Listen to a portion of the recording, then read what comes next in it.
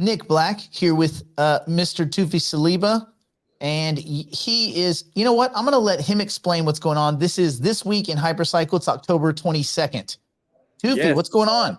We're at the hackathon. By the way, some familiar faces. This is Jackson. You see, this is Nick. We're doing the podcast. You're going to see yourself later. Yeah, you've seen Jackson. He joins our weekly heartbeat. So that's amazing. So what were you guys? So tell us a little bit about the hackathon. What was going on? So in the hackathon, we've had several teams that team members from HyperCycle. They flew in to the city, and everybody gathered to help hackathon members to build solutions on HyperCycle. So we've had many that they've attempted, and in short 46 hours, maybe 45 hours actually, they finished understanding what HyperCycle is and building the entire solution on HyperCycle, running it and demoing it today. Whoa. Yes. So that's one. The other thing is what happened, which is super exciting.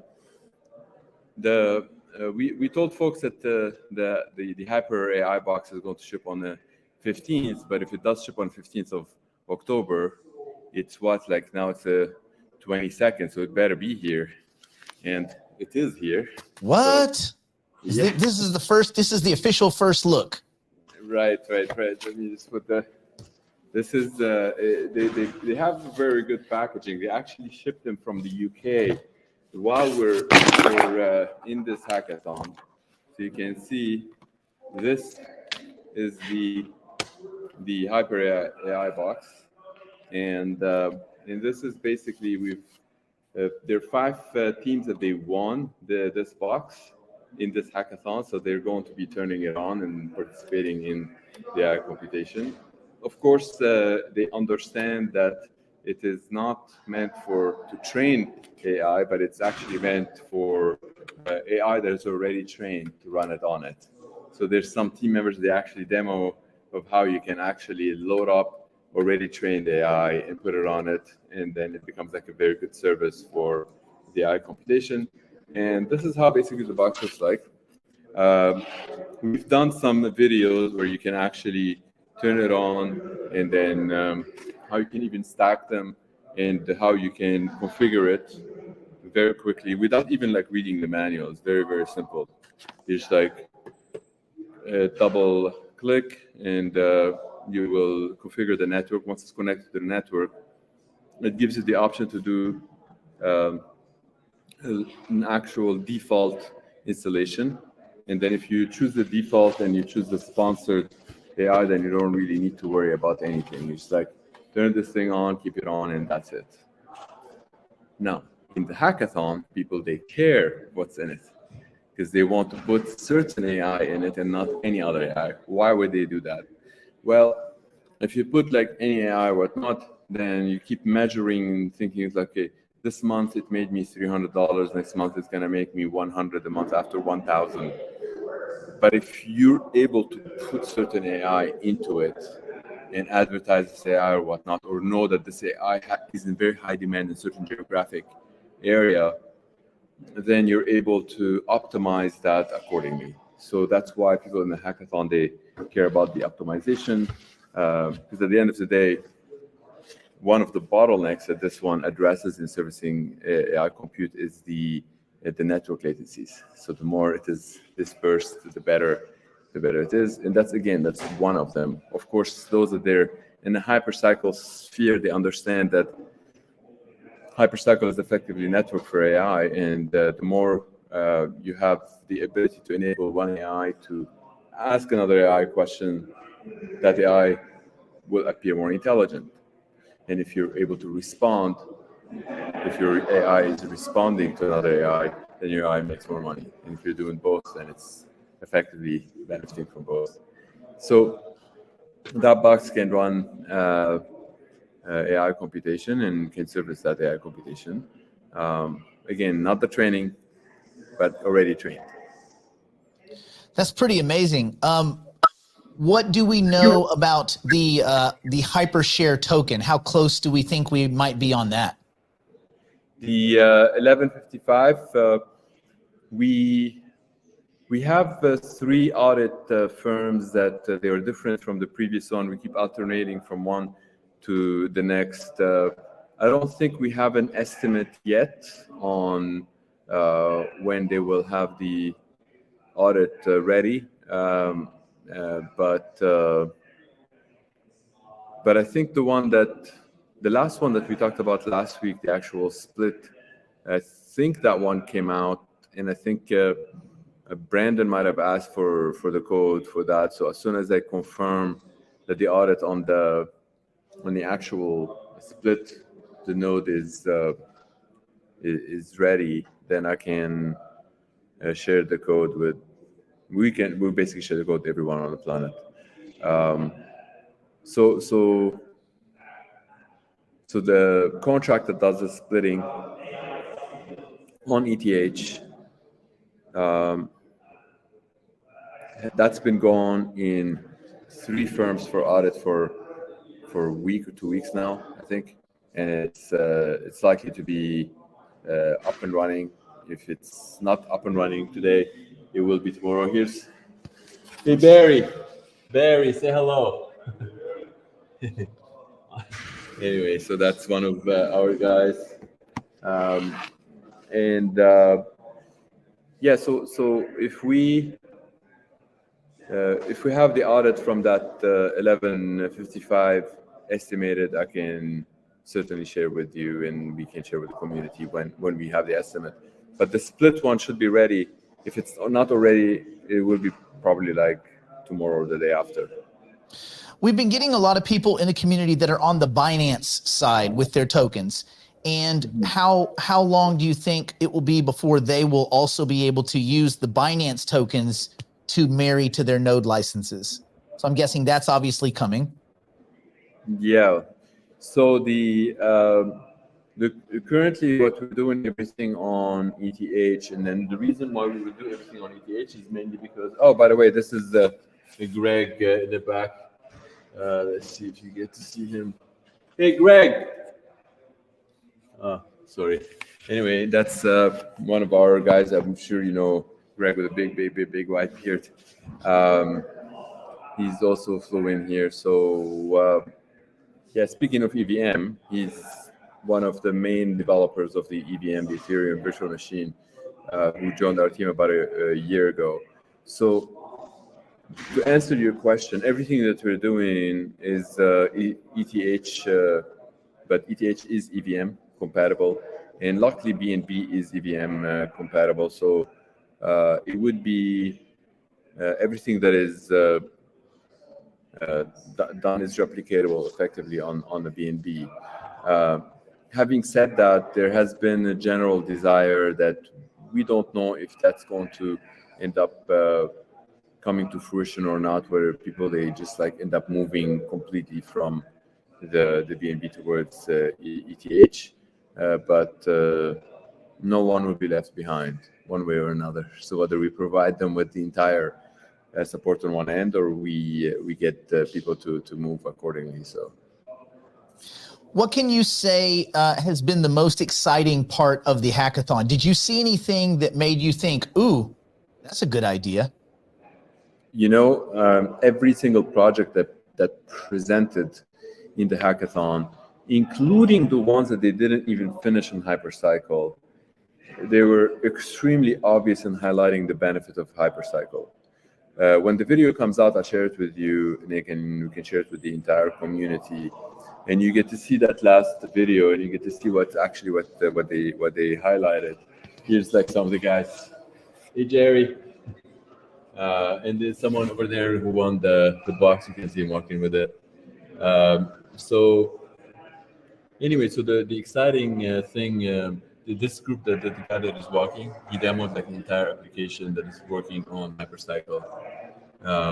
I forgot his name right now, so I apologize, but there's a lot of people to meet. Hey, there he is. You see him.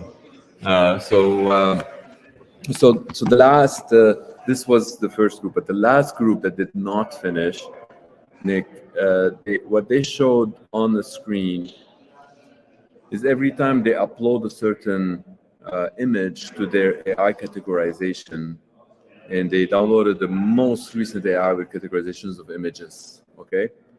And it's giving them a certain percentage of accuracy, but it's stuck right there. It's static. And imagine they've had that on Hypercycle where it's never static. It's always going to get better and better. Like if it's, they uploaded a picture of a cat right there. They were actually doing it right there on the spot to see if the actual AI would get that with 45% accuracy, which is ridiculously low.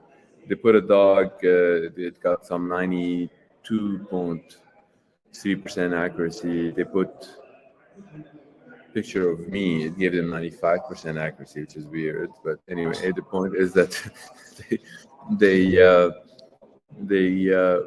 imagine that accuracy is something that gets better with time. That would be super cool, right? So imagine that accuracy, their engine is always asking other engines, see if it's gonna get better. Here, like for example, I don't know if this is a cat. Is this really a cat? Is this really a cat? And then some other engine will actually run the computation and respond. The thing is, what seems to be shocking to a lot of people that they are in the AI industry, which is not shocking to people in the crypto industry, and that's why I really invite people that they've got their head around crypto, not to be stuck with the current crypto. The crypto will evolve to be a lot more resilient, a lot more efficient. Is that when you talk to people that are strictly in AI, they would be like, but this engine is going to ask another engine. They would be like, why is it paying it? They're not even thinking about it because they come from deep thinking of AI. They never really thought that an engine should be actually paying another engine in order to do the work. To actually answer them that, you answer them with a question. How do you expect it to do the work? For free? Like just like another AI just going to answer this one for free? And if the answer yes, then you follow on with another question. Now what happens when the requester is DDoSing, is lying? Does that exist on the internet? And if that's the answer is yes, then it won't work. Then you quickly get to the point where there's a need, an absolute need for hypercycle in the AI world. And if somebody from the human world will come back and say like, how's that going to help me? It's not built for human. It doesn't really help people. You know, we can all continue with our days. We don't really need the internet, right? The internet came to exist. And when the internet came and presented itself to the people, it didn't really solve a problem that we had. It's not like, oh, you know, I can't get my groceries, or I can't get dressed, or I can't shop, or people could do everything. But then the internet came and it started getting things easier, faster, less friction. The most interesting thing that the internet did that most people won't give it that credit is it increased our cooperative level of intelligence as a humanity. I know a lot of people, they talk about a lot of the problems that exist in the world, but if you were to look at the stats, they're actually a lot less in the world today than they used to be before the internet, like a lot less. We're talking about like, if you see certain like genocide used to be like 100, now it's 1. Like that's how much less, okay? But now everyone hears about that 1. That doesn't necessarily justify the 1, not at all, but the internet just like gets that communication a lot faster. It certainly did a lot of great things for humanity, and we're just doing the same thing for AI. So that's what the problem that pretty much it solves or it enhances. So that kind of leads us into the spring. So we know in the near term that splitting of nodes, the marrying of tokens into nodes, the new token, the hypershare token with the dual functionality of both wealth and revenue. We know that HyperPG, as well as hyperpools and other private pools are going to be opening. We know that's the near term. What can you say anything about what's coming in the spring as compute, as that new phase ushers in? What can you say about that?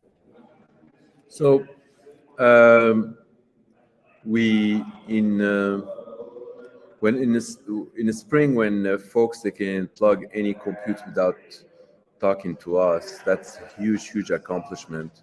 Right now, even in the hackathon, we're still helping people plugging their things into HyperCycle. What we're saying in does that mean that you can actually run AI compute today on HyperCycle? The answer is yes. We've actually got 2 teams that we didn't even know they've built it over this weekend. In the spring, what's coming is that any AI anywhere in the world, they're able to plug their AI into HyperCycle, and with that, I think it's going to be a huge accomplishment to enable all AI to partake in the without them having to do anything different to their existing AI, which is huge on its own.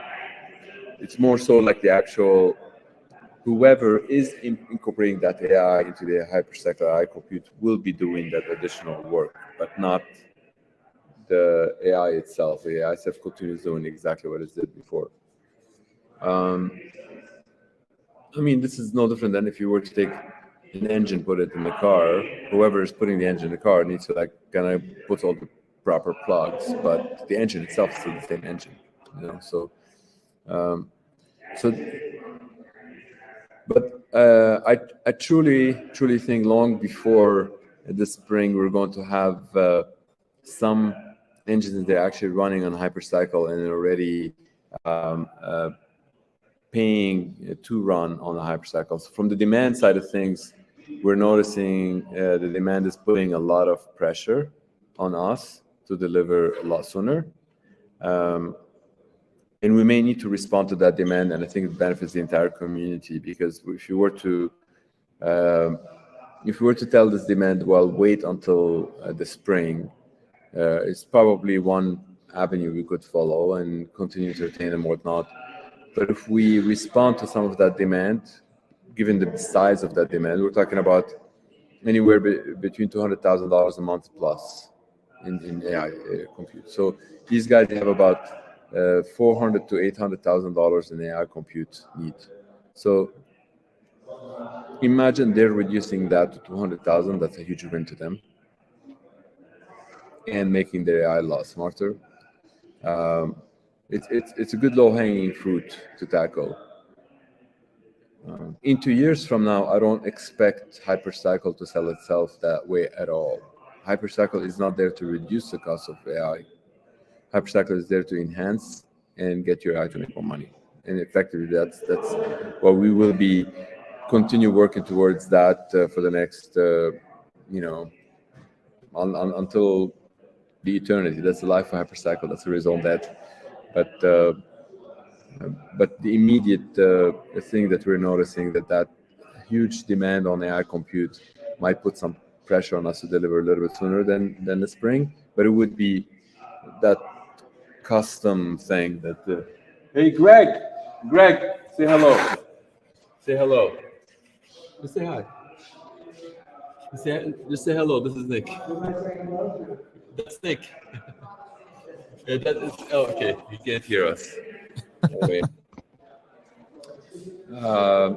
Greg flew in 2 days ago. He left on Friday and he didn't arrive until Friday late at night, because he went from Miami to hey, say hello. That's Antoine. Antoine's going to showcase the HyperAI box on November 13th, right? Yeah. Cool. Awesome. Yeah. Cool. Yeah, so that's, I think I'm going to have to head out, but that's Yeah, so again, the demand is putting some pressure on us to kind of get some of the stuff up and running sooner than later. Well, it's healthy demand, and we're all quite excited. And Hypercycle is still way ahead of the curve as far as the original roadmap. So I think people are generally pretty happy and are looking forward to these audits coming in. So let's. Yes, listen, those are going to be great, because if you want to run your entire business on one of those ERC 11, 55, you would benefit tremendously from looking at all of the audits and all of these things, and you feel like, okay, I'm running on a suite of smart contracts. They're all audited, so you feel a lot better about it. Well, awesome. Toufii, thank you so much for your time. Thanks for cutting out a little slice of your Sunday, and we look forward to speaking with you soon. Yes, same. Take care. Bye-bye. Bye. Bye.